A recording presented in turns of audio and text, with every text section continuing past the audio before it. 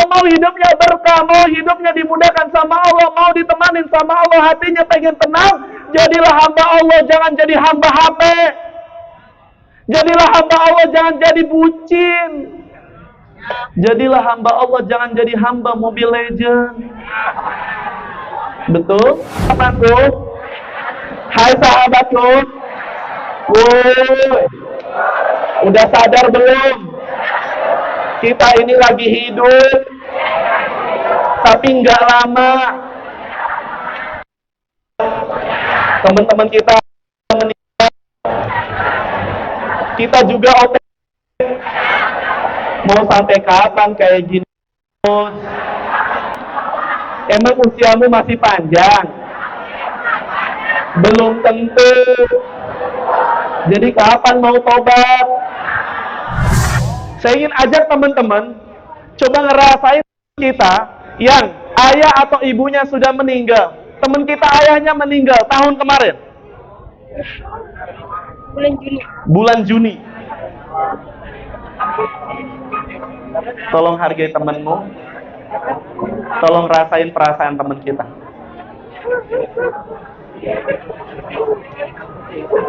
Kalau teman masih dibuat bercanda, berarti teman-teman nggak menghargai apa yang Kenapa? Karena Rasulullah pun ngerasain ketika kehilangan orang yang dicintai.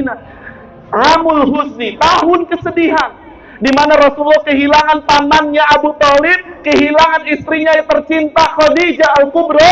Maka rasanya sama teman-teman, nangis, sedih, sampai teman kita hafal wafatnya Juni kemarin, Pak. Coba dirasain bagaimana Rasulullah ketika ditinggal oleh pamannya yang selalu menjaganya di luar sana. Kalau ada yang ngebully, ada yang mengancam dibunuh, maka pamannya Abu Thalib yang ngejagain. Lalu pamannya meninggal. Kalau ada namanya teman kita, siapa namanya, Dek? Rifda. Rifda. Yang dulu ada ayahnya, yang berjuang nyari duit, yang menghibur, ketawa bareng. Tapi Allah wafat.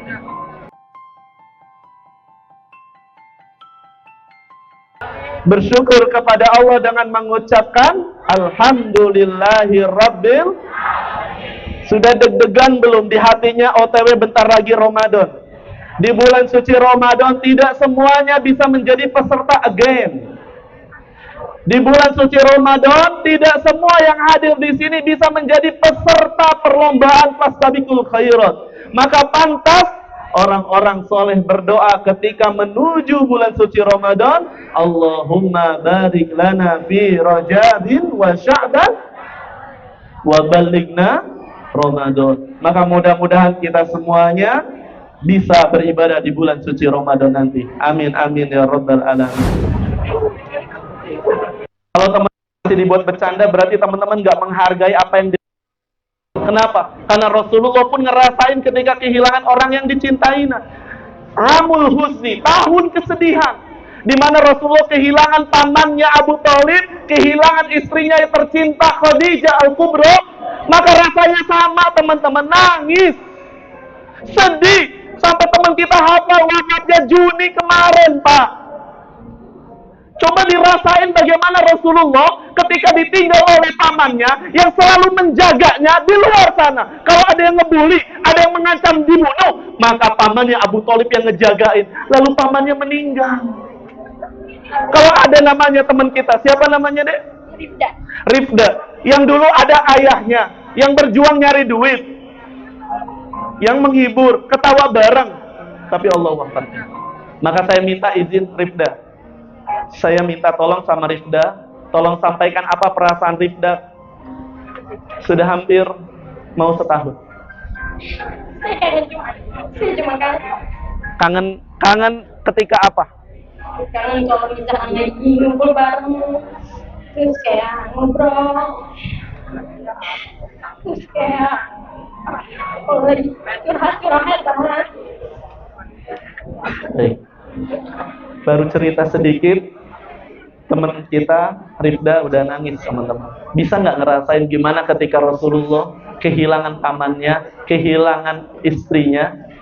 Sedih pasti, nangis pasti, karena Rasul pun manusia biasa.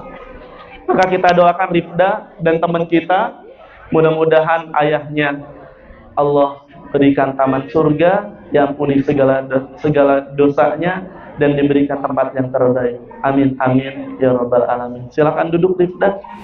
Saat itu Rasul sedih nggak? Pasti sedih. Rasul kangen nggak? Pasti kangen.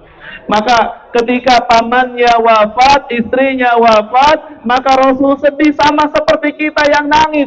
Bahkan sedihnya Rasul lebih sedih daripada kita. Kenapa? Karena Rasul sedang berdakwah, membawa ajaran Islam, ngajak orang untuk sholat, ngajak orang untuk bertauhid kepada Allah. Maka teman-teman, ketika pamannya wafat, istrinya wafat, maka ancamannya luar biasa. But life must go on. Tapi hidup harus tetap berjalan. Maka Rasul ngapain? Bismillah, move on. Coba dakwah di Taif. Taif itu teman-teman, jarak dari Mekah ke Taif berapa meter? Berapa kilo? 100 kilometer. Maka Rasulullah ketika itu Bismillah hijrah, Bismillah coba ingin berdakwah ke Taif, 100 km jalan, gak pakai ontang, gak pakai Toyota, berharap ya Allah mudah-mudahan diterima dakwah kami, dakwah saya ya Allah. Maka sampai di Taif ngajak, yuk bersyahadat asyhadu alla ilaha illallah wa asyhadu anna Muhammadar Rasulullah. Bukannya diterima, dilempari batu sampai kaki Rasulullah berdarah. Kebayang teman-teman, sudah ditinggal orang yang dikasihi, pengen diterima dakwahnya, tapi ternyata ditolak. Sudah jatuh ketimpa tangga. Kebayang nggak rasanya sedihnya gimana Rasul? Maka sampai di perkebunan anggur milik salah seorang ketika itu penduduk Taif, Rasul berdoa kepada Allah, ya Allah, kepadamu, hanyalah kepadamu aku ngadu ya Allah, kelemahanku, ketidakmampuanku ya Allah. Lihat teman-teman, ketika punya masalah, Rasul ngadunya bukan sama manusia. Gimana sih? Saya ini udah dakwah, terima dong. Rasul nggak gitu. Rasul ngadu sama Allah, ya Allah, aku udah berusaha semaksimal mungkin. Kepada siapa ya Allah engkau akan berikan aku, kepada siapa? Kepada musuhku atau kepada orang yang benci sama aku? Tapi Rasul bilang apa, Bu? Pak, Rasul bilang gini, ya Allah, kalau kamu nggak marah nggak apa-apa. Kalau kamu nggak marah nggak apa-apa, saya ridho. Saya dilempari batu-batuan, kalau engkau ridho nggak apa-apa ya Allah. Maka teman-teman, datang malaikat Jibril dengan malaikat penjaga gunung Akshabin dekat Taif, dekat Mekah, kemudian menawarkan, ya Rasul, wahai Muhammad, ini ada malaikat penjaga gunung. Kalau mau, nanti malaikat ini menjatuhkan gunung tersebut ke penduduk Taif. Tapi lihat Rasulullah nggak bawa benci teman-teman. Bahkan Rasul bilang apa? Bahkan saya berharap generasi selanjutnya hanya menyembah Allah semata. Teman-teman, apa yang membuat Rasulullah itu sabar? Apa yang membuat Rasulullah itu tegar? Apa yang membuat Rasulullah itu pantang menyerah berdakwah, sabar, istiqomah? Bahkan Allah memberikan hadiah terbaik, yaitu Isra wal Mi'raj, dan dapat hadiah spesial, yaitu sholat. Satu, saya ingin sampaikan ke teman-teman, ketika teman-teman punya cita-cita, Rasulullah mengajarkan kalau kita punya cita-cita, kalau kita punya keinginan, usaha, ikhtiar. Apa yang dilakukan Rasul? Maaf, ke Taif itu 100 km jalan, bukan 1 km, bukan 2 km. Tapi ketika sampai di Taif, nggak berhasil. Tapi Rasul nggak nyerah. Maka pelajaran pertama teman-teman, dalam dunia ini selama kita hidup, ada hukum namanya hukum kausalitas, hukum sebab akibat. Mau masuk UI, usaha dong. Kalau mau masuk ITB, ikhtiar dong. Tapi jangan sampai kita menuhankan ikhtiar. Lihat Rasul, usaha banget nggak? Usaha dari Mekah ke Taif 100 km. Usahanya kurang apa coba?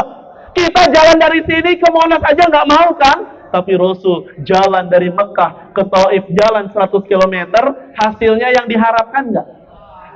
Ali bin Abi Thalib mengatakan, kalau saya punya keinginan lalu Allah mengabulkan, saya mengucapkan Alhamdulillah. Tapi kalau saya punya cita-cita lalu Allah tidak mengabulkan, saya pun mengatakan Alhamdulillah. Kenapa? Yang pertama, karena itu adalah pilihan saya. Yang kedua, karena itu adalah pilihan Allah Subhanahu wa Ta'ala. Maka kalau teman-teman nggak dapat UI, nggak dapat ITB, nggak dapat cita-cita yang teman-teman inginkan, tetap mengatakan alhamdulillah. Boleh jadi ada sesuatu yang Allah inginkan dalam kehidupan kita, insya Allah. Satu. Yang kedua, ketika kita punya cita-cita, ikhtiar, dan jangan menuhankan ikhtiar, tetap tuhankan siapa? Allah. Jadi kalau kita udah belajar, terus Ustaz, buat apa saya belajar? Buat apa saya ikut SNBP? Buat apa saya mengejar cita-cita saya? Ikhtiar kita itu bukan penyebab hasil, tapi bukti ketaatan kita kepada Allah Subhanahu wa Ta'ala. Kita ikhtiar itu sebagai bukti, ya Allah, ini saya sedang taat sama Engkau, bismillah, kalau boleh kasih bonus ya Allah. Gitu. Jangan sampai kita selalu maksa sama Allah. Ya Allah, please jadi dokter. Jangan maksa sama Allah. Rasul pun gak maksa. Rasul tetap husnuzon sama Allah. Kenapa Rasul sabar? Kenapa Rasul tetap berjuang, berdakwah, tenang hatinya? Satu, teman-teman, karena Rasulullah punya kecerdasan, namanya kecerdasan spiritual. Jam berapa nih? Masih bisa. Kenapa kita harus punya kecerdasan punya kecerdasan spiritual? Ada 3 alasan penting, mohon dicatat baik-baik. Pertama, kenapa kita harus punya kecerdasan spiritual, menginternalisasi nilai-nilai spiritual dalam diri kita? Yang pertama, orang yang cerdas spiritualnya, hatinya akan lebih tenang. Pak, saya diputusin. Dia akan tetap tenang. Maka ketika kita punya cerdas spiritual, nilai-nilai spiritual kita ada dalam diri kita, tenang hidup kita. Satu. Yang kedua, kenapa kita harus punya kecerdasan spiritual seperti Nabi? Yang kedua adalah untuk meraih kesuksesan dunia, akhirat. Dalam Al-Quran, surat Al-Isra, A'udzu billahi minasyaitonir rajim. Bismillahirrahmanirrahim. Subhanalladzi asra bi'abdihi laylan minal masjidil haram minal masjidil haram ilal masjidil aqsa alladzi barakna hawlahu linuriyahu min ayatina innahu huwas samiul basir. Mau gak hidupnya diberkahi? Mau gak hidupnya ditolong? Mau gak hidupnya dimanja sama Allah? Mau gak hidupnya ditemenin sama Allah? Maka jadilah hamba. Subhanalladzi asra bi'abdihi.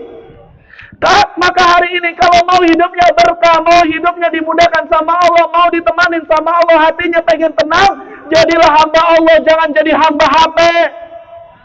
Jadilah hamba Allah, jangan jadi bucin. Jadilah hamba Allah, jangan jadi hamba Mobile Legend. Betul? Yang ketika Allah panggil, Allahu Akbar, Allahu Akbar, bentar ya Allah, please bentar lagi nih, mabar dulu nih. Allahu Akbar, Allahu Akbar. Bentar dulu ya Allah, please. Jangan sampai seperti itu.